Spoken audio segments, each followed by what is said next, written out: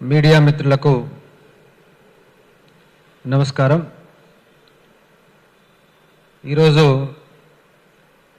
Press మీట్లో Telangana Mudiraj joint action committee రాష్ట్ర chairman అయినటువంటి పోల్కం లక్ష్మీనారాయణ ముదిరాజ్ గారు, అదేవిధంగా రాష్ట్ర కన్వీనర్ అయినటువంటి డాక్టర్ గుండ్లపల్లి శ్రీను ముదిరాజ్, మత్స్య విభాగం రాష్ట్ర కన్వీనర్ అయినటువంటి లోకనబోయిన రమణ ముదిరాజ్ గారు, అదేవిధంగా మహిళా విభాగం రాష్ట్ర ప్రధాన కార్యదర్శి కొత్త నీరజ ముదిరాజ్ గారు, అదేవిధంగా మెదక్ జిల్లా నుండి వచ్చినటువంటి బాదెన లక్ష్మయ్య ముదిరాజ్ గారు ప్రెస్ మీట్లో పాల్గొనడం జరుగుతూ ఉంది. ఈ ప్రెస్ మీట్లో ఇప్పుడు కొంతమంది త్వరలో జాయిన్ అవుతారు. ముఖ్యంగా ఈరోజు ప్రెస్ మీట్ పెట్టడానికి ముఖ్యమైనటువంటి కారణం, ముఖ్యమైనటువంటి ఉద్దేశం, మొన్ననే తెలంగాణ రాష్ట్ర బడ్జెట్ అసెంబ్లీలో ప్రవేశపెట్టడం జరిగింది. రాష్ట్ర బడ్జెట్ అనగానే ప్రతి వ్యక్తి కూడా ఎదురు చూస్తూ ఉంటారు అసెంబ్లీ వైపుకు, ఏం చెప్తారో ఏం చేస్తారో అనేటటువంటి విధానంతో. అందులో భాగంగా తెలంగాణ రాష్ట్రంలో అతిపెద్ద జనాభాగా ఉన్నటువంటి ముదిరాజులం కూడా ఎదురు చూశాం. ఇప్పుడు కాంగ్రెస్ పార్టీ పెట్టినటువంటి బడ్జెట్ మూడో బడ్జెట్. ఇక వాస్తవానికి ఫుల్ ప్లెడ్జ్డ్ బడ్జెట్ ఇంకేదైనా ఉన్నది అంటే అది ఇంకొకే ఒక బడ్జెట్ ఉంటుంది.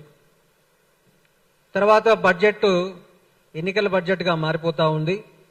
కాబట్టి ఈ బడ్జెట్ మీద మాకు ఎన్నో ఆశలు ఉంటుండే.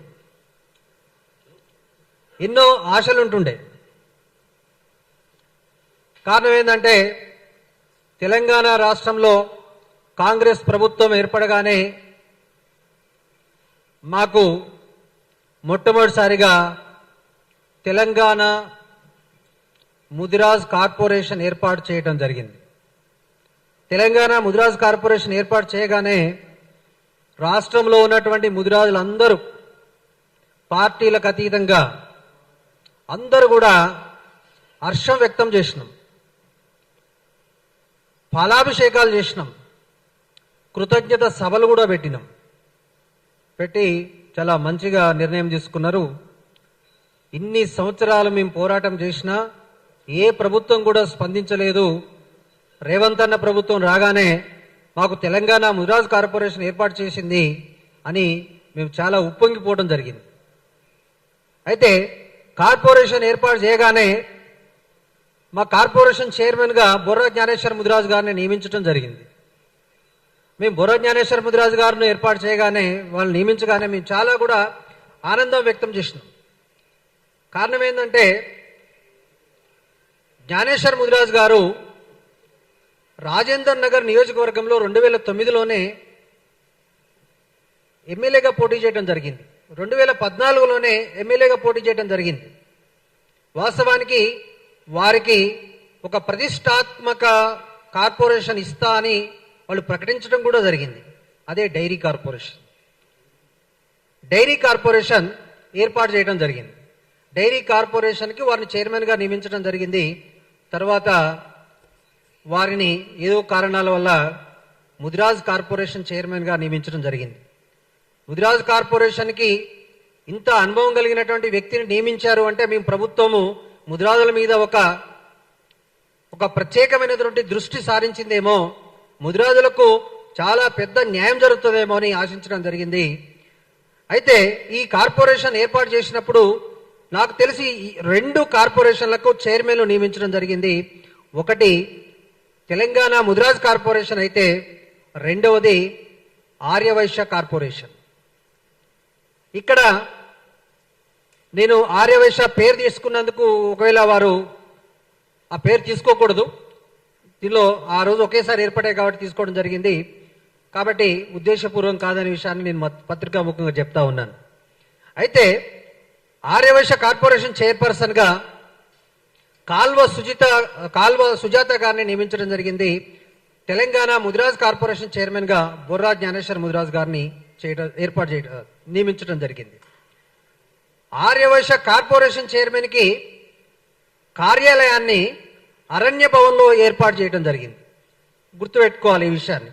అరణ్య భవనం అంటే మళ్ళీ మీకు ఒకసారి పత్రికాముఖంగా చెప్తా ఉన్నా, అరణ్య భవన్ అని ఎందుకు అంటున్నా అంటే, అరణ్య భవన్ అంటే గతంలో ఈ సచివాలయం కన్స్ట్రక్షన్ జరిగేటప్పుడు అరణ్య భవన్లో హరీష్ రావు గారి అంటే గతంలో ఉన్నటువంటి ఫైనాన్స్ మినిస్టర్ ఉన్నటువంటి ఆఫీస్ ఏదైతే ఉంది అంటే అది అరణ్య భవన్లో ఉంది. అంటే అంత ప్రతిష్టాత్మకంగా ఉన్నటువంటి ఆఫీస్ను ఆర్యవైశ్య కార్పొరేషన్ కి ఇవ్వడం జరిగింది. ఇక మా ముదిరాజ్ కార్పొరేషన్ విషయానికి వస్తే, ముదిరాజ్ కార్పొరేషన్ యొక్క ఆఫీసు డిఎస్ఎస్ భవన్ లో అంటే మాసాబ్ ట్యాంక్ లో ఒకే ఒక రూముతో ఉన్నటువంటి ఆఫీసును, అది మాక్సిమం 10x10 రూమ్ లెక్కనే ఉంటుంది. మాకు ఒక 10 మంది చైర్మన్ గారి దగ్గర కూర్చొని మాట్లాడితే ఇంకో 10 మంది బయట నిలబడాలి. అంటే ఇంత వివక్షత, అంటే ఆఫీసు ఏర్పాటులో కూడా ముదిరాజుల మీద ఇంత వివక్షత జరిగింది అనే విషయాన్ని నేను మీడియా దృష్టికి తీసుకొస్తా ఉన్నాను. సరే, ఆఫీస్ ఏ విధంగా ఉన్నా మాకు కావాల్సింది ఆర్థికంగా బలపడాలి, ఆర్థికంగా మనకు నిధులు వస్తాయి అనేటటువంటి ఉద్దేశంలో మేము అది కూడా ఓపిక పట్టినాం. తర్వాత మాకు పోయిన బడ్జెట్లో తెలంగాణ ముదిరాజ్ కార్పొరేషన్కి 50 కోట్ల రూపాయలు కేటాయించడం జరిగింది. అతిపెద్ద జనాభాగా ఉన్నటువంటి ఈ తెలంగాణ రాష్ట్రంలో అతిపెద్ద జనాభాగా ఉన్నటువంటి ముదిరాజులకు 50 కోట్లు కేటాయించడం జరిగింది. సరే, 50 కోట్లు వచ్చినా ఇంకేమన్నా రాజీవ్ యువ వికాసమో లేకపోతే ఇంకో పద్ధతిలోనే వస్తాయేమో అని మేము ఆశించడం జరిగింది. కానీ ఆ 50 కోట్లలో నేను పత్రికాముఖంగా చెప్తా ఉన్నా, పోయినటువంటి సంవత్సరంలో 50 కోట్లలో 50 లక్షల రూపాయలు మాత్రమే ఖర్చు చేయడం జరిగింది. అది కూడా జీతభత్యాలకు మాత్రమే. అంటే పోయిన బడ్జెట్ లో ముదిరాజులకు 0, గుండు 0, ఒక్క రూపాయి కూడా సంక్షేమ పథకాలకు కేటాయించలేదు అనే విషయాన్ని చెప్పటానికి బాధపడతా ఉన్నాను. ఈ సంవత్సరం బడ్జెట్ లో తీసుకుంటే, ఈ సంవత్సరం బడ్జెట్ లో కూడా కార్పొరేషన్ కు 50 కోట్లు ఇచ్చినారు. 50 కోట్ల రూపాయలు అంటే 50 కోట్ల రూపాయలు అన్ని కార్పొరేషన్లకు ఎట్లా ఇచ్చినారో మా కార్పొరేషన్ కూడా 50 కోట్లే ఇచ్చినారు. ఆ 50 కోట్లు అనేది అది ఓన్లీ నాన్ ప్లాన్ అంటాం దాన్ని, అంటే జీతభత్యాల కోసం ఉపయోగించుకునే తప్ప ముదిరాజులకు ఈ బడ్జెట్ లో వనగూరింది ఏమీ లేదనే విషయాన్ని చెప్పడానికి పత్రికాముఖంగా చెప్పడానికి మేము చాలా విచారాన్ని వ్యక్తం చేస్తా ఉన్నాం. అందుకోసమే తెలంగాణ ముదిరాజ్ జేఏసీగా మేము ప్రభుత్వాన్ని డిమాండ్ చేస్తా ఉన్నాం. ముదిరాజులకు మీరు ఖచ్చితంగా మోసం చేస్తా ఉన్నారని నేను గట్టిగా అడగదలుచుకున్నాను. మీరు ముదిరాజులకు అన్యాయం చేస్తా ఉన్నారు. మీరు ఏదన్నా అంటే మీ ముదిరాజులకు మంత్రి పదవి ఇచ్చినావు కదా అని ప్రతిసారి కూడా మంత్రి పదవి ఇచ్చినాం అని మాకు చెప్తా ఉన్నారు. మంత్రి పదవి మీరిచ్చేది మాకు భిక్ష కాదు. మంత్రి పదవి అనేది మా హక్కు. రాష్ట్రంలో అతిపెద్ద జనాభా ఉన్నటువంటి ముదిరాజులకు రావాల్సినటువంటి 2 మంత్రి పదవులు రావాల్సిన మాకు ఒకే ఒక మంత్రి పదవి ఇచ్చినారు. ఆ మంత్రి పదవి ఇచ్చిన తర్వాత వారికి కేటాయించినటువంటి శాఖలు మీరు పరిశీలిస్తే పశు సంవర్ధక శాఖ, మత్స్య శాఖ. పశు సంవర్ధక శాఖ, మత్స్య శాఖ అంటే అక్కడ 2 అతిపెద్ద కులాలకు ఉపాధినిచ్చేటటువంటి శాఖలు అవి. ఒకటి యాదవులైతే రెండోది ముదిరాజులు. ఈ 2 కూడా బలంగా ఉన్నటువంటి కులాలు.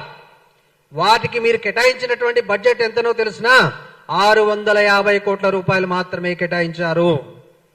అంటే మా మంత్రి గారికి మీరు బడ్జెట్ లో కేటాయించినటువంటి శాతం ఎంతనంటే అది 1.1% మాత్రమే. ఈ విషయాన్ని మీరు గుర్తుపెట్టుకోవాలి. ఓన్లీ మా మంత్రి గారు మాకు కేటాయించినటువంటి బడ్జెట్ ఎంతనంటే యాదవులకు ముదిరాజులకు కలిపి కేటాయించినటువంటి బడ్జెట్ మీరు కేవలము 650 కోట్ల రూపాయలు మాత్రమే. కేటాయింపులే 650 కోట్లుంటే మీరు విడుదల చేసేటటువంటి మనీ ఎంత ఉంటుంది, మీరు విడుదల చేసేటటువంటి డబ్బులు ఎంత ఉంటాయి, ఖర్చు చేసేటటువంటి డబ్బులు ఎంత ఉంటాయి, దీన్ని చూస్తే మీకు మత్స్య శాఖలో ఉచిత చేప పిల్లల పంపిణీ పథకం అనేది ఉంటుంది. ఉచిత చేపల పంపిణీ కానీ ఉచిత రొయ్య పిల్లల పంపిణీ చేయాలంటే కనీసం 100 నుంచి 120 కోట్లు కావాలి. కానీ దానికోసం మీరు కేటాయించింది ఎంత? 18 కోట్ల రూపాయలు. అక్షరాల 18 కోట్ల రూపాయలు. మీరేదన్నా అంటే మేము ప్రధానమంత్రి మత్స్య సంపద యోజనకు కేటాయించినాము అంటారు. ఎక్కడ కేటాయిస్తారు ప్రధానమంత్రి మత్స్య సంపద యోజన? ప్రధానమంత్రి మత్స్య సంపద యోజన అనేది దాంట్లో జరిగేటటువంటి భాగోతాలు ఏందో మనకు అందరికీ తెలిసినటువంటి అంశం. అది పూర్తిగా ప్రధానమంత్రి మత్స్య సంపద యోజన అనేది రాష్ట్రంలో తెలంగాణ రాష్ట్రంలో ఉన్నటువంటి మత్స్యకార కులాలతో పాటు ఇతరులకు కూడా లబ్ధి చేకూర్చేటటువంటి పథకం. అది ఇక్కడ తెలంగాణలో ఉన్నటువంటి మత్స్య శాఖలో కేటాయించాల్సినటువంటి ఏదైతే స్కీమ్ ఉంది అంటే ఖచ్చితంగా మీరు integrated fisheries development scheme IFDS scheme ద్వారా మాత్రమే మాకు న్యాయం జరుగుతుంది. అంటే ప్రత్యేకంగా తెలంగాణ రాష్ట్రానికి మాత్రమే, తెలంగాణ మత్స్యకారులకు ఉపయోగపడే విధంగా మాత్రమే మాకు బడ్జెట్ కేటాయింపులు జరగాలి. అందులో భాగంగా మాకు గతంలో కమ్యూనిటీ హాల్ వస్తుండే, గతంలో 2 వీలర్స్ వస్తుండే, గతంలో 4 వీలర్స్ వస్తుండే, చేప పిల్లల పంపిణీ వస్తూ ఉండే, రొయ్యల పంపిణీ వస్తూ ఉండే, వలలు వస్తూ ఉండే, ఇవన్నీ కూడా మాయమైపోయినాయి. కాబట్టి తెలంగాణ ప్రభుత్వాన్ని మీ సూటిగా డిమాండ్ చేస్తా ఉన్నాం. ఖచ్చితంగా మత్స్యకారులకు మీరు 1000 కోట్ల రూపాయలను IFDS స్కీమ్ ద్వారా కేటాయించి వారికి మాత్రమే ఖర్చు పెట్టే విధంగా చర్యలు తీసుకోవాలనే విషయాన్ని నేను డిమాండ్ చేస్తా ఉన్నాను. అదేవిధంగా తెలంగాణ ముదిరాజ్ కార్పొరేషన్ కు మీరు 1000 కోట్లు కేటాయించి ముదిరాజులకు ప్రత్యేకమైనటువంటి ఆర్థికంగా అభివృద్ధి చెందేటటువంటి పథకాలను మీరు ఇవ్వాలని నేను ప్రభుత్వాన్ని డిమాండ్ చేస్తా ఉన్నాను. ఈ విధంగా చేసినప్పుడు మాత్రమే మేము ముదిరాజులు కాంగ్రెస్ పార్టీకి తోడుగా ఉంటారు తప్ప, లేకపోతే మీకు వచ్చేటటువంటి ఒకే ఒక బడ్జెట్ ఉంటుంది. దాని తర్వాత చివరికి ముదిరాజులకు ఇచ్చినటువంటి హామీలను కూడా మీరు తుంగలో దొక్కారు. మేము ముదిరాజులు ఇట్లనే మేము కొనసాగించి చివరి బడ్జెట్ లో ఎలక్షన్ టైంలో ముదిరాజుల ఓట్లను పొందడం కోసం మీరు ఎన్నికల బడ్జెట్ లో మేము పెడతాము అంటే ఖచ్చితంగా అది చెల్లదు. దానికోసం మేము ముదిరాజ్ జాయింట్ యాక్షన్ కమిటీ అనేది ఖచ్చితంగా పోరాటం చేస్తుంది. గ్రామాన ముదిరాజులను చైతన్యం చేసి ముదిరాజులకు జరుగుతున్నటువంటి అన్యాయాలను, ముదిరాజులకు ఈ యొక్క బడ్జెట్ లో జరిగినటువంటి అన్యాయాన్ని గ్రామ వివరించి Telangana Mudiraj joint action committee అనేది ఆ యొక్క విషయంలో ప్రముఖ పాత్ర వహిస్తుంది. గ్రామ స్థాయి నుంచి జిల్లా స్థాయి నుంచి రాష్ట్ర స్థాయి వరకు ముదిరాజులను చైతన్యం చేసి ఖచ్చితంగా తిరుగుబాటు చేసే విధంగా మేము ప్రయత్నం చేస్తామని, మీరు ఇప్పటికైనా కాంగ్రెస్ ప్రభుత్వము ముదిరాజులకు న్యాయం చేయాలని కోరుకుంటూ నాకు అవకాశం ఇచ్చినటువంటి మీడియా మిత్రులకు ధన్యవాదాలు తెలియజేస్తా ఉన్నాను. తర్వాత మా రాష్ట్ర చైర్మన్ పోల్కం లక్ష్మీనారాయణ ముదిరాజు గారు మీడియాను ఉద్దేశించి మాట్లాడతారు. మీడియా మిత్రులందరికీ నమస్కరిస్తూ, గత వారం రోజులుగా మాకు చాలా కాలంగా ఒక సమస్యపై పోరాడుతూ ఉన్నాము. అది డి నుండి ఏ గ్రూప్. ఆ సమస్యపై ప్రభుత్వానికి ఎన్నిసార్లు మేము విజ్ఞప్తులు వారి దృష్టికి తెచ్చినా నిమ్మకు నీరెత్తినట్టుగా వ్యవహరిస్తూ, ఆ సందర్భంగా గత వారం రోజులుగా అన్ని పార్టీల అధ్యక్షులకు విజ్ఞాపన పత్రాలు ఇవ్వడం జరిగింది. కనీసం ఈ అసెంబ్లీలో డి నుండి ఏ గ్రూప్కు సుప్రీంకోర్టు ఇచ్చినటువంటి గైడ్లైన్స్ ప్రకారంగా మీరు ఆ కార్యక్రమాన్ని పూర్తి చేయాలి, న్యాయం చేయాలి ముద్రాలకు అని చెప్పేసి కూడా మేము అన్ని పార్టీల అధ్యక్షులు కూడా గత వారం రోజులుగా ఇవ్వడం జరిగింది. అదే రకంగా చాలా సందర్భాల్లో ముఖ్యమంత్రి గారు అనేక సమావేశాల్లో అనేక బహిరంగ సభల్లో ముదిరాయలు బీసీల్లో ఉన్నటువంటి అన్ని కులాల కంటే అత్యధిక శాతం ఉన్నటువంటి ముదిరాయలకు అన్ని రంగాల్లో అన్యటువంటి అనేక ఉపన్యాసాల్లో మరి చెప్పడము, దాని ఆచరణలో ప్రభుత్వం వచ్చిన తర్వాత, కాంగ్రెస్ పార్టీ ప్రభుత్వం వచ్చిన తర్వాత ఆ ఆచరణ మాత్రం తుంగలో తొక్కి కేవలం మాటలతో మభ్యపెట్టడం జరుగుతుంది. ఇప్పటికైనా రేవంత్ రెడ్డి గారు ముదిరాయలకు వాళ్ళు తక్కువ అంచనా చేసి వారిపై వారి న్యాయమైన సమస్యలను పరిష్కరించకపోతే గతంలో ఏం జరిగిందో తెలంగాణ రాష్ట్ర సమితి పార్టీ ప్రభుత్వానికి అదే గతి మీకు పడుతుంది అని చెప్పేసి కూడా తెలంగాణ ముద్ర జేఏసీ హెచ్చరిస్తా ఉంది. ఇదే కౌన్సిల్లో తెలంగాణ ముదిరాజ్ మహాసభ రాష్ట్ర అధ్యక్షులు డాక్టర్ బండ ప్రకాష్ గారు కూడా అనేక సందర్భాల్లో ఆ చర్చను లేవదీసినప్పుడు చేస్తామని చెప్పేసి చూస్తామని చెప్పేసి ఆనాడు కూడా ప్రభుత్వం ప్రకటించడం జరిగింది. వారి వంతు ప్రకారంగా వాళ్ళు ప్రయత్నం చేయడం జరిగింది. ఇప్పటికైనా మా మంత్రి గారు వాకిటి శ్రీహరి గారు, బండ ప్రకాష్ గారు, ఒకడు ప్రతిపక్షమైనటువంటి ఎమ్మెల్సీ గారు, డిప్యూటీ కౌన్సిల్ చైర్మన్ గారు, మరొకరు అధికారం ఉన్నటువంటి పార్టీ మంత్రి గారు, ఈ ఇద్దరు కలిపి ప్రభుత్వంపై ఒత్తిడి చేసి ఈ సమస్యను పరిష్కరిస్తారా లేదా, పరిష్కరించకపోతే మీరు రాజీనామా చేయాలని చెప్పి తెలంగాణ ముద్ర జేఏసీ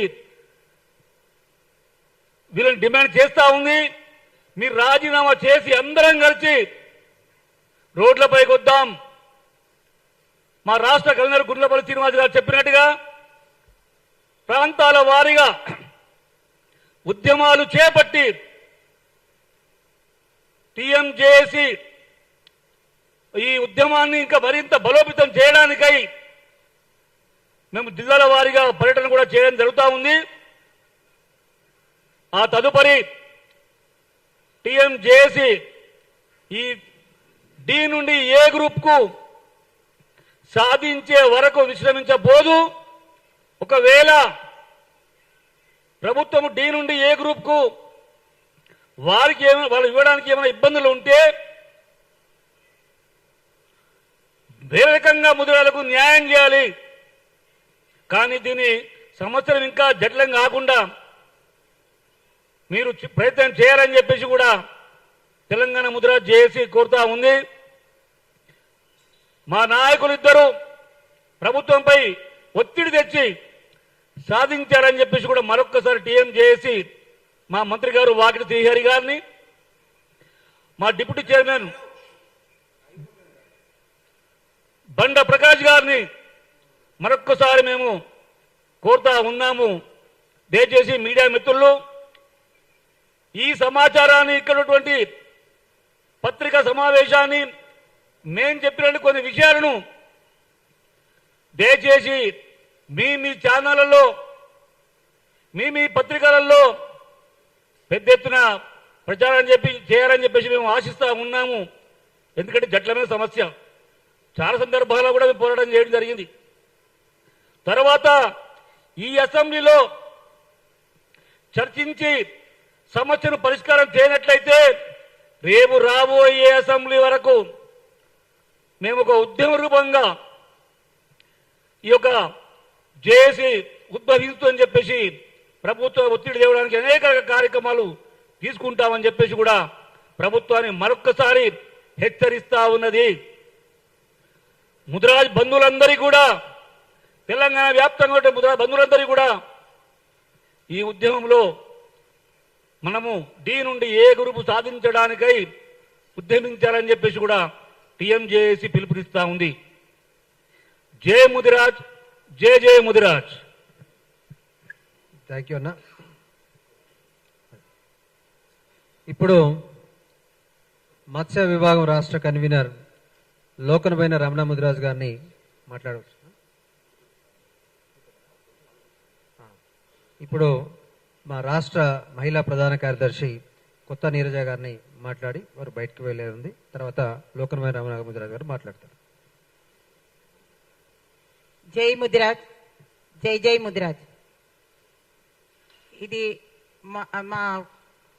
మాకున్న సమస్య ఎన్నో సంవత్సరాల నుంచి అట్లనే ఉంది. ఎన్ని ప్రభుత్వాలు వస్తున్నాయి పోతున్నాయి కానీ మా సమస్య తీరట్లేదు. ఎన్నిసార్లు వచ్చినా కానీ మమ్మల్ని అన్ని పార్టీలు కూడా చులకనగా చూసినట్టుగానే అనిపిస్తున్నాయి. ఇప్పుడు అన్న చెప్పినట్టు అన్ని పార్టీలకి వెళ్ళి మేము లెటర్స్ ఇచ్చినాము, అసెంబ్లీలో కూడా చర్చించమని చెప్పినాము. వాళ్ళు నిజంగానే చర్చించి డి నుంచి ఏ గ్రూప్కి ఇస్తే మా పిల్లలు కానీ మా కుటుంబాలు కానీ బాగుపడతాయి, అన్ని ఉద్యోగాలు కానీ చదువులు కానీ మా సీట్లు మాకు వస్తాయని మేము చాలా ఆశిస్తున్నాము. ఖచ్చితంగా అసెంబ్లీలో ఇది రేతెక్కించి ఈ సమస్య మాకు తీరేటట్టు చేస్తే బాగానే ఉంటది. లేకుంటే మాత్రం ఖచ్చితంగా అందరము గ్రామాలకి ఇన్ఫర్మేషన్ ఇచ్చి ఇక్కడ హైదరాబాద్ లో కూడా ప్రతి బస్తీలో ఉన్న మా సంఖ్య ఏందో, మేమేందో, మా బలమేందో ఖచ్చితంగా ప్రభుత్వాలకు చూపిస్తాము. ప్రభుత్వం కిందికి వచ్చి మా సమస్య తీర్చేట్టుగా చేసుకుంటాం. ఎందుకంటే మేము వాళ్ళ దగ్గరకు పోతే వాళ్ళు మా మాట వినట్లేరు కనుక వాళ్ళే మా కాళ్ళకు దగ్గరకు వచ్చి మా సమస్య తీర్చేట్టుగా మేము చేసుకోవాలని మహిళలు కూడా చాలా ఎంతమంది ఉన్నారో అంతమందిని కదలిచ్చే ప్రయత్నం చేస్తాం. మేము మహిళా విభాగం నుంచి కూడా ఖచ్చితంగా రోడ్ల మీదకి వస్తాము.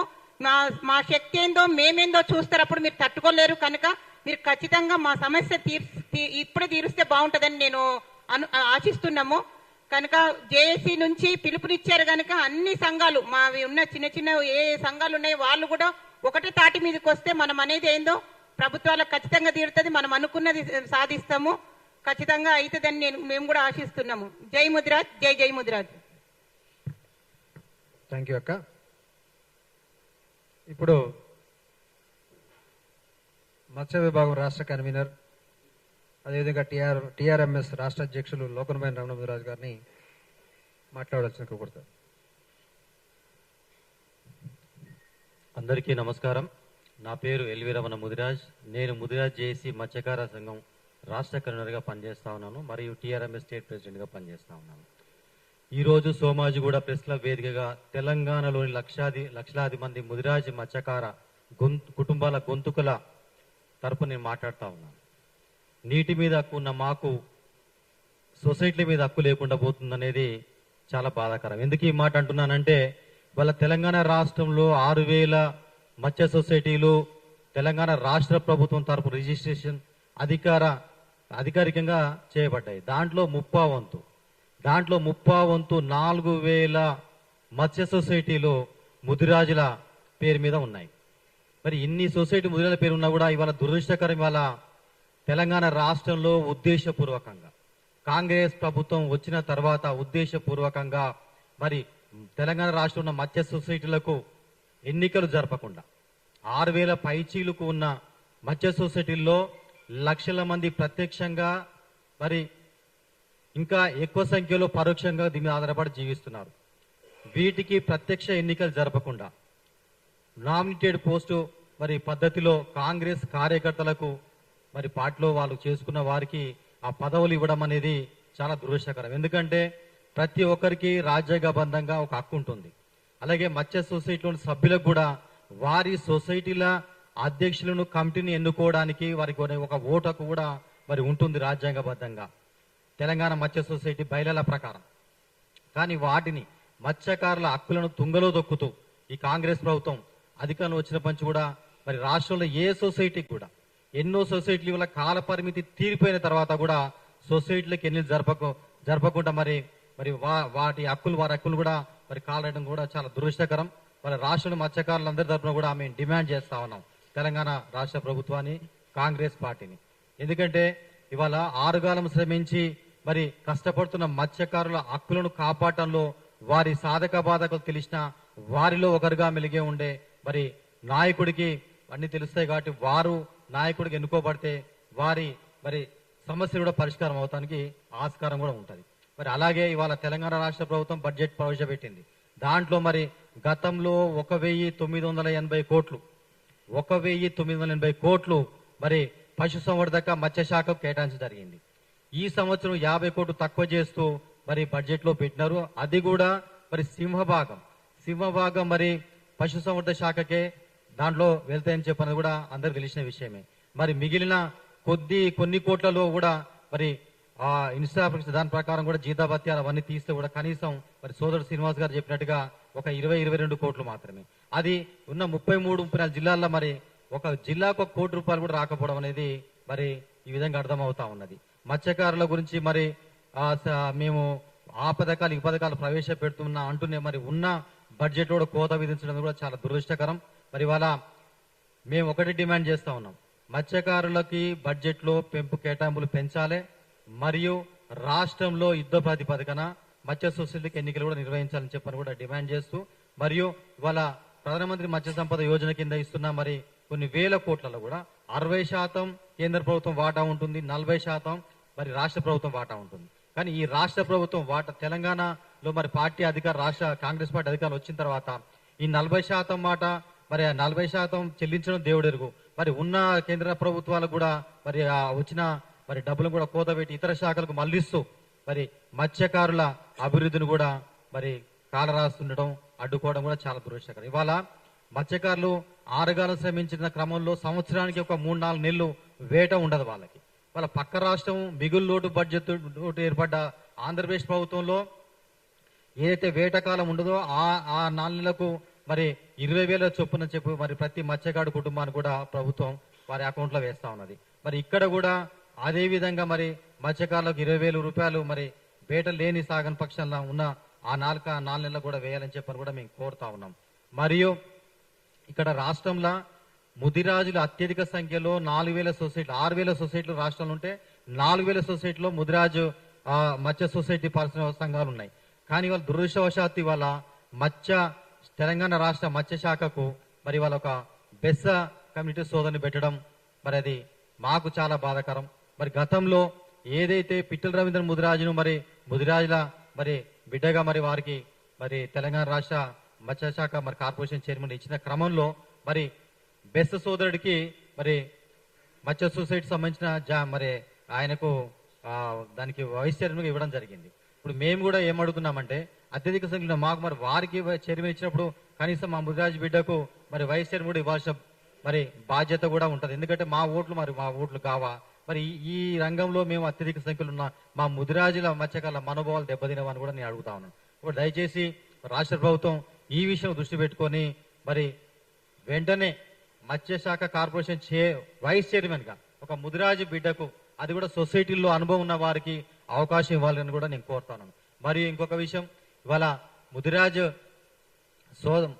బిడ్డ మరి ఒక మంత్రిగా మరి వాకిటిశ్రీ ముదిరాజు గారు మరి మంత్రిగా వారికి బాధ్యతలు తీసుకుంటారు. మేమంతా చాలా సంతోషించాం వాస్తవంగా. ఎందుకంటే వాళ్ళ రాష్ట్రంలో మత్స్యకార సమస్యలు చాలా ఉన్నాయి. మరి వారు మరి కులంలో ఉన్న సమస్యలు తెలుసు కాబట్టి దాని సమస్య దిశ కూడా పనిచేస్తారని చెప్పి అనుకున్నాం. కానీ వారి మత్స్యశాఖలో మరి ఉచిత చేపల పథకంలో గతంలో మేము ఎన్నో పోరాటాలు చేసినాం. ఉచిత చేపల పథకం వల్ల వనగూరింది ఏమీ లేదు మత్స్యకారుడికి. అది రద్దు చేసి ఎట్లయితే రైతులకు రాష్ట్రంలో కొన్ని లక్షల మంది ఉన్న రైతులకు నేరుగా నగదు బదులు అవుతా ఉంది, వాళ్ళ అకౌంట్లో డబ్బులు పడతా ఉన్నాయి. అట్నే కొన్ని వేల సొసైటీలు, ఒక 6,000 సొసైటీలు ఉన్నాయి. ఆ సొసైటీలకి మరి నగదు బదులు చేస్తే వారు నాణ్యమైన చేపల కొనుక్కోవడానికి కూడా ఆస్కారం ఉంటుంది. ఎందుకంటే వాళ్ళ దళారీ వ్యవస్థ ప్రవేశపెట్టడం వల్ల ఈ దళారీ ఆ పోస్తున్న క్రమంలో నాసిరకం చేపల కొనుక్కోవడం జరిగింది. ఎందుకంటే కింది స్థాయి నుంచి పై స్థాయి వారికి మరి వారు లంచాలు ఇవ్వడం మరి అది తప్పని పరిస్థితి ఉన్నది. కాబట్టి వారు నాసిరకం చేపల పోస్తున్నారు. కాబట్టి మరి వాకిటిశ్రీ ముదిరాజు గారు కనీసం వచ్చే మరి సంవత్సరంలోనైనా మరి ఉచిత చేపల పథకాన్ని రద్దు చేసి మరి నేరుగా మత్స్యకార సొసైటీలకు నగదు బదిలీ మరి చేసే ఆ ఫైల్ కూడా తీసుకోవాలని చెప్పని కూడా నేను సవినయంగా వారిని కోరుతా ఉన్నాను. ఈ విషయంలో మరి మత్స్యశాఖకు జరుగుతున్న మరి తెలంగాణ రాష్ట్రంలో మత్స్యకారులకు జరుగుతున్న అన్యాయాల మీద మరి చర్య తీసుకోకపోతే మరి ముదిరాజ్ జేఏసీ తెలంగాణ ముదిరాజ్ జేఏసీ తరఫున ఖచ్చితంగా 33 జిల్లాల్లో ఏవైతే ముదిరాజ్ మత్స్య సొసైటీలు 4,000 పైన ఉన్న మత్స్య సొసైటీలు అన్ని కూడా ఆందోళనకు దిగుతాం. మరి అసెంబ్లీ కూడా ముట్టడిస్తామని కూడా మేము ఈ సందర్భంగా తెలియజేస్తాము. ఈ అవకాశం నాకు ఇచ్చిన జేఏసీ చైర్మన్ లక్ష్మీనారాయణ గారికి మరి కరీంనగర్ గుడ్లపల్లి శ్రీనివాస్ గారికి నా ధన్యవాదాలు తెలియజేస్తాను. జై ముదిరాజ్, జై మత్స్యకార్. థ్యాంక్ యూ అన్న. లక్ష్మణ్ నగ జేఏసీ కార్యదర్శి బాదెన లక్ష్మణ ముదిరాజు గారిని మాట్లాడవలసింది కోరుతున్నాను.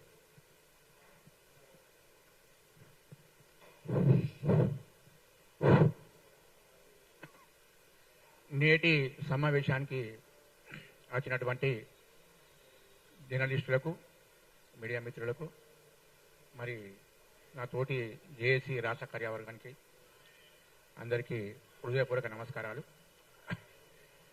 అయితే మరి ముఖ్య ఉద్దేశం ఈరోజు ఈ యొక్క ప్రెస్ మీట్ పెట్టడం ఏంటిదంటే, మన ఇంతకుముందే మన రాష్ట్ర అధ్యక్షులు, రాష్ట్ర కన్వీనర్ గారు, సోదర మిత్రులు అందరూ కూడా చెప్పడం జరిగింది. మరి చివరికి న్యాయంతో కొంచెం ఉన్నది కాబట్టి చెప్పాలనుకుంటున్నా. మరి ఏంటంటే అన్నట్టు సదా మామూలు అన్నట్టు అందరికీ తెలుసు, ముదిరాజులు మన రాష్ట్రంలో అందరికంటే అత్యధిక శాతం ఉన్నవాళ్ళు అని చెప్పి అన్ని రాజకీయ పార్టీలే తెలుసు. వారికి ఒక అలవాటు అయిపోయింది, అనవాయితీ అయిపోయింది. వీళ్ళందరూ ఎక్కువ ఉన్నారు, ఇంట్లో మేధాలు కూడా ఎక్కువ ఉన్నారు, వీళ్ళ సంఘాలు కూడా ఎక్కువ ఉన్నాయి. కాబట్టి వీళ్ళు ఎలా కంట్రోల్ చేసుకోవచ్చు అని ఏ పార్టీ అయినా అధికారంలోకి వచ్చే వరకు ఏదో అన్ని బొంకులు బొంకి, ఇక సైన్యం ఉండదు కదా, ఇచ్చినాం కదా అని చెప్పి ఏదో ఒక పోస్టు ఏ అధికారం పార్టీ వచ్చినా, టీఆర్ఎస్ పార్టీ వచ్చినప్పుడు మన బండ ప్రకాష్ అన్న కానీ, టీడీపీ గవర్నమెంట్ ఉన్నప్పుడు కాసా జ్ఞానేశ్వరన్న కానీ, తర్వాత ఇప్పుడు బీజేపీ రాలేదు కానీ ఈట రాజేందర్ కూడా అనుకుంటా నేను ఇక ఏదైనా పెద్ద కమిటీ అని చెప్పి ఎవరో ఒకరికి అయిపోతుంది. మరి వీళ్ళందరూ చాలా మంది పెద్ద మనుషులు ఉన్నారు, ఇక నెతగాలకు ఆ సంఘాలు బాగున్నాయి కాబట్టి వీళ్ళు ఏం చేయలేరు, మనం ఏదైనా ఒకటి చేసి ఇస్తే అయిపోతుంది, ఇక మనం పని మనం చేసుకోవచ్చు. ఆ పెద్ద కులాన్ని అట్లనే అంగదొక్కాలి. ఆలయం లేస్తే మరి మిగిలిన కులం అనే కాన్ఫిడెన్స్ అనేది ఇక మరి తట్టుకోలేము. కాబట్టి ఇక మా అభిప్రాయం సరిపోతుందని ఓ అలవాటు అయిపోయింది అన్ని రాజకీయ పార్టీలకు. మరి అదేవిధంగా మరి ఇప్పుడు ఏ పార్టీ అయినా, అప్పుడు టీడీపీ పార్టీ అయినా గద్దెదించింది కూడా ముదిరాజ్ కమ్యూనిటీ, అదే కాంగ్రెస్ పార్టీని కూడా గద్దెదించింది కూడా ముదిరాజ్ కమ్యూనిటీ పార్టీ. తర్వాత టీఆర్ఎస్ తెచ్చింది కూడా మరి దించింది కూడా మన ముదిరాజ్ కమ్యూనిటీ పార్టీ. ఇవన్నీ కూడా మీకు బాగా ఒకసారి జ్ఞాపకం చేసుకోవాలి. మరి ఇప్పుడు మరి కనీసం అంటే మొన్న ఎలక్షన్ కంటే మొదలు కామరేజ్ డిక్లరేషన్లో కూడా మన ముఖ్యమంత్రి గారు మీ ముదిరాజు డీ నుండి 100% నా కృషి చేస్తా, ఖచ్చితంగా చేస్తా అని డిక్లరేషన్ పెట్టడం జరిగింది. మరి అందరికీ తెలుసు, మంచి వాగ్దానం చేయడం జరిగింది. మరి అయినప్పుడు 2 సంవత్సరాలు అయిపోతున్నది. మరి మన ఏదో కొంతమంది అన్నట్టు టీఆర్ఎస్ గవర్నమెంట్ ఉన్నప్పుడు కోకపేట్ల 5 ఎకరాల భూమి అడగడం, బండపక్షం అడగడము, ఆయన ఓ ₹1 కోటి ఆయన మన రాజ్యసభ నుంచి పెట్టడం సాధించండి సంతోషం. కానీ ఒక భూమిలో భవనాలు ఇస్తే సరిపోదు కదా, ఇక వాళ్ళు ఇచ్చారు కదా అని చెప్పి ఏదో ఒకటి ఇచ్చిన మెజార్టీ ఉండాలని కాంగ్రెస్ వాళ్ళు ఏదో మనం ముదిరాజు పెద్ద కార్పొరేషన్ ఏర్పాటు చేసినాం, ఇక మీ పెద్దగా పేద ఉద్దారకం చేస్తాం, మంచిగా చేస్తాం అని చెప్పి పెద్ద చెప్తే మరి అందరం ఆశపడ్డాం ముదిరాజులం అందరం. మరి కార్పొరేషన్ ఏర్పడ్డది, ఇక మనం అందరి బతుకులన్నీ చాలా బ్రహ్మాండంగా అయిపోతాయని పేరుగా ఇచ్చినట్టు ఇచ్చి మళ్ళీ ఇక్కడ ₹1 ఇక్కడ ఇచ్చింది లేదు, ఏ ఉద్దారకం చేసింది కూడా లేదు. 2 సంవత్సరాలు అయిపోతున్నది. మరి ఈ విధంగా జరుగుతున్నప్పుడు మరి మొత్తానికి మీదే అసలు మైనస్ ఎక్కడ ఉన్నదంటే ఈ సంఘాలు ఎక్కువ కావడం వల్లనే ఈ మైనస్ పాయింట్ అనేది ఏర్పడుతున్నది. ఇది ఒక అలవాటు అయిపోయింది రాజకీయ నాయకులకు, ఏదో చెప్తుంటే వాక్యం తెలియదని చెప్పి అది అనుకోవాలి, ఆ విషయం మర్చిపోవాలి.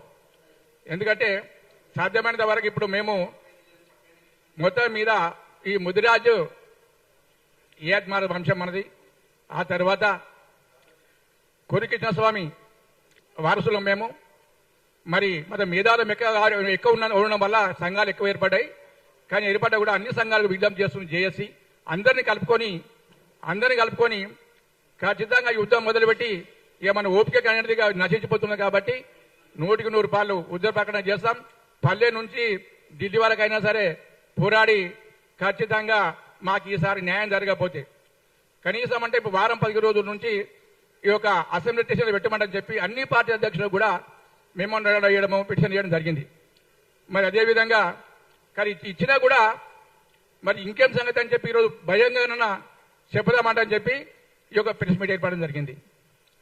అదేవిధంగా మరి ముఖ్యంగా మా వాకిలి శ్రీరాన్న గారు ఒక మాట అన్నారు, నీకు జాతి ముఖ్యమా లేకపోతే నీ మంత్రి పదవి ముఖ్యమా అంటే, సందర్భం వస్తే నా జాతికి అన్యాయం జరిగితే మంత్రి పదవి కూడా నేను రాజీనామా ఇస్తానని చెప్పాడు. ఈ మాట అందరు ప్రతి ఒక్క ముదిరాజు మైండ్ లో మిగిలి అందరం ఆశపడుతున్నాం. బండ ప్రకాశన్న గారు కూడా ఆయన శక్తి మేరకు కృషి చేసి కోకపేట జాగా 5 ఎకరాలు సంపాదించిండు, సాధించిండు, సంతోషం.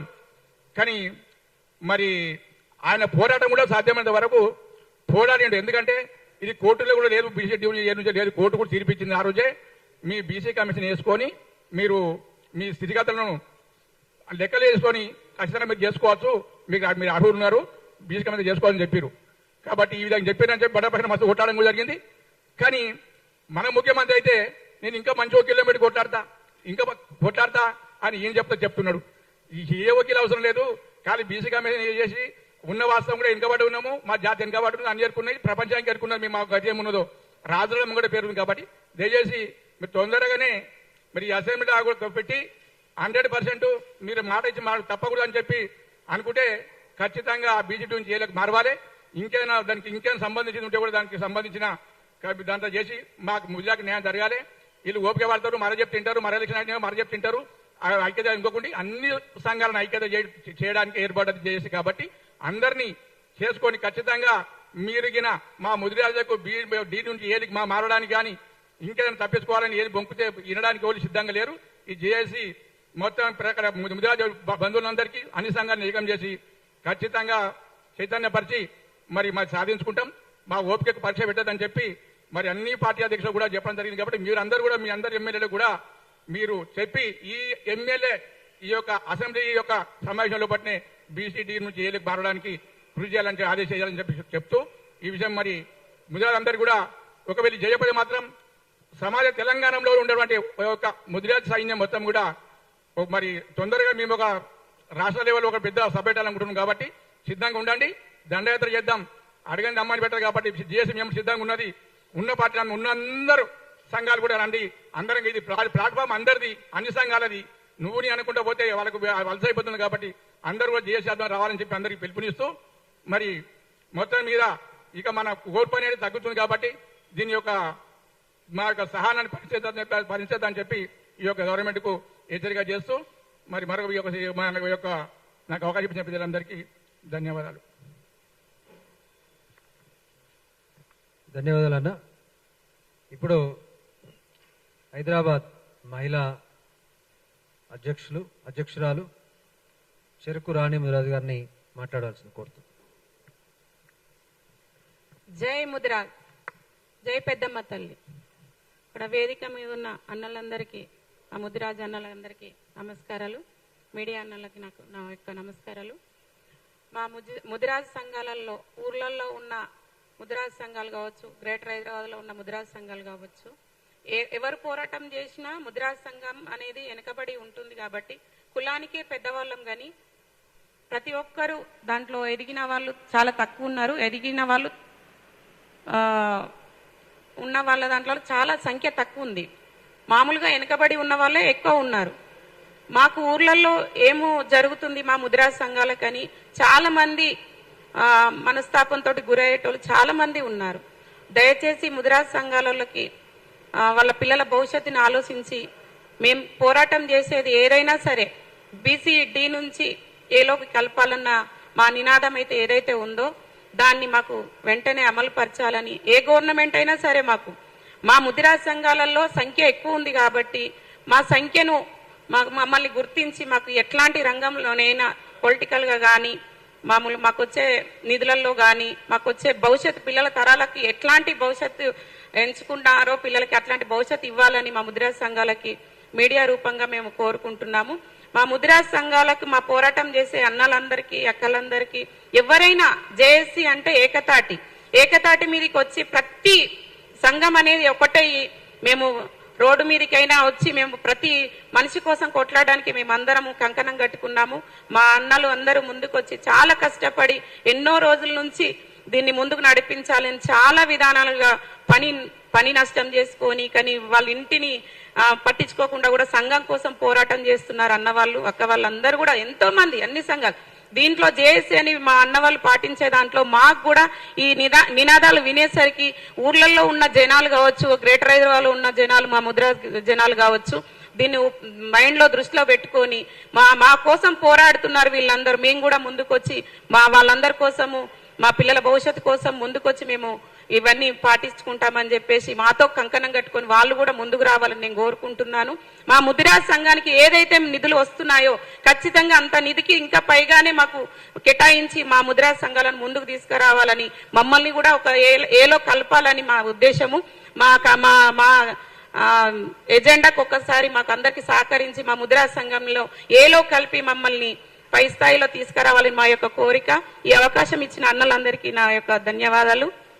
అన్నగారు థ్యాంక్ యూ అమ్మా. చివరిగా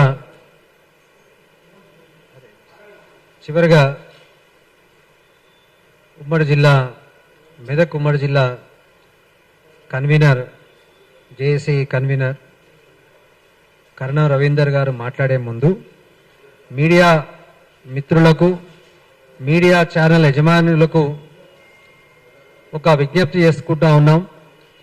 ముఖ్యంగా శాటిలైట్ ఛానల్స్ అయినటువంటి పెద్ద సంస్థలు అందరూ కూడా మీరు ఎవరైతే డబ్బున్న వాళ్ళు ఉన్నారో, కార్పొరేట్ సంస్థలు ఉన్నారో వాళ్ళ వైపు ఏదైనా కార్యక్రమాలు ఉంటేనే వాళ్ళను మాత్రమే మీరు ప్రాధాన్యత ఇస్తా ఉన్నారు. దయచేసి ముదిరాజులు అతిపెద్ద జనాభాగా ఉన్నటువంటి కమ్యూనిటీ, పేదరికంలో ఉన్నటువంటి కమ్యూనిటీ, మీరు మేమేమైనా కార్యక్రమాలు పెడితే కూడా దయచేసి 10 టీవీ కానీ, అదేవిధంగా ఆర్టీవీ కానీ, TV9 కానీ, TV5 కానీ, ABN కానీ దయచేసి పేదల సంక్షేమం కోసం కూడా మీరు పాటుపడాలని, ముదిరాజుల యొక్క కార్యక్రమాలు కూడా మీరు శాటిలైట్ ఛానల్ చూపించాలని మీకు విజ్ఞప్తి చేస్తూ చివరిగా కన్నం రవీందర్ గారిని మాట్లాడాల్సిందిగా కోరుతాను.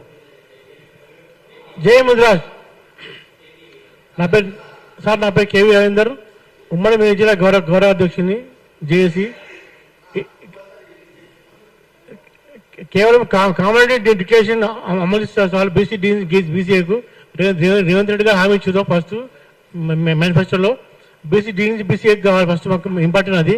మా పిల్లల భవిష్యత్తు కోసం బీసీ డీ నుంచి బీసీఏ కావాలి. జై ముదిరాజ్. Thank you.